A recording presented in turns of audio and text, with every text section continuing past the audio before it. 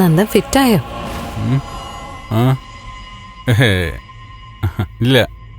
എന്നാ ഞാൻ നല്ല ഫിറ്റാ.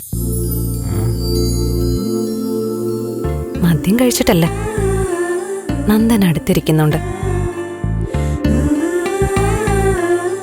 ഇപ്പം മദ്യമാണെങ്കിൽ കോളേജിൽ നന്ദനായിരുന്നു എന്റെ ലഹരി. പക്ഷേ നന്ദന് ദേവികയാ വിധിച്ചത്. ഒരു സുഹൃത്തിന്റെ രൂപത്തിലാണെങ്കിലും വർഷങ്ങൾക്ക് ശേഷം കർത്താവ് നന്ദനെ എന്റെ അടുക്കൽ എത്തിച്ചു. ദേവി പാവോ. ദേവിയെ പോലൊരു പെണ്ണിനെ ലോകത്ത് വേറെ കിട്ടില്ല. പക്ഷെ ഞാനവളെ വേദനിപ്പിച്ചു.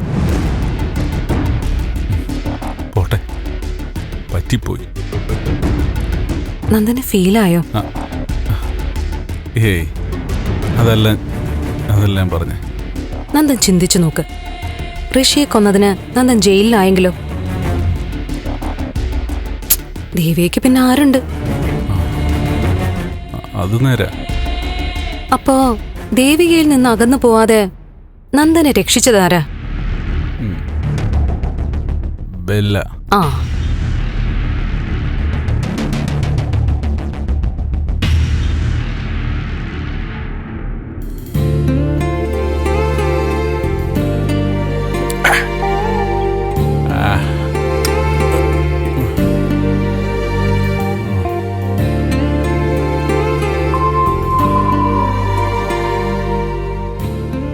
അതിരുകാക്കും മലയൊന്നു തൊടുത്തേ തൊടുത്തേ.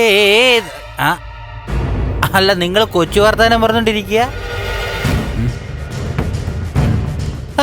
പെട്ടെന്നാവട്ടെ. വേണ്ട വേണ്ട വേണ്ട. എടാ, ഒന്നുകൂടെ കഴിയടാ. ഇന്നേ ആഘോഷത്തിന്റെ ദിവസമാ. എനിക്ക് വീട്ടിൽ പോകേണ്ടതാ. ഞാൻ മദ്യപിച്ചെന്നറിയുമ്പോ ദേവി പാവാ. ദേവിയെ പോലൊരു പെണ്ണിനെ ലോകത്ത് വേറെ കിട്ടില്ല. പക്ഷെ ഞാനവളെ വേദനിപ്പിച്ചു.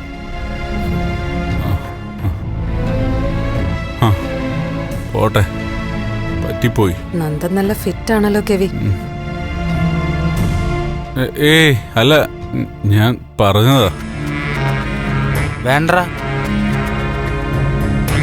ഇപ്പൊ തന്നെ ഋഷിയെ കൊന്നു കുഴിച്ചു മൂടിയതിനെ നന്ദൻ ജയിലായിരുന്നെങ്കിൽ ദേവിക്ക് പിന്നെ ആരുണ്ട് പറയടാ.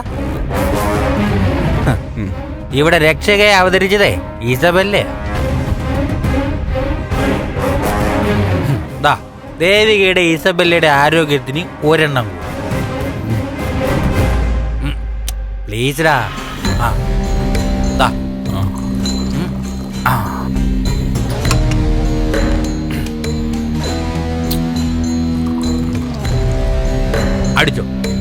അടിച്ചോടാ.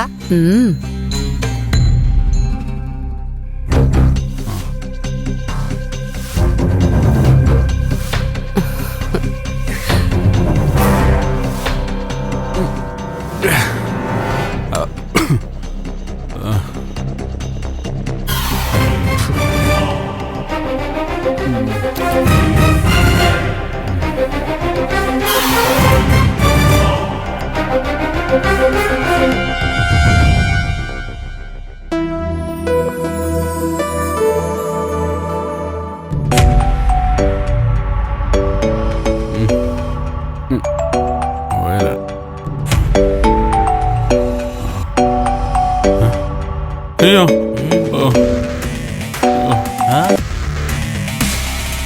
അയ്യോ, വേണ്ട, എടുക്കണ്ട. ആരാ നന്ദ? ദേവിയാ. പ്രിയതമ വിളിക്കല്ലേ, എടുക്ക് നന്ദ. ശരിയാവില്ല.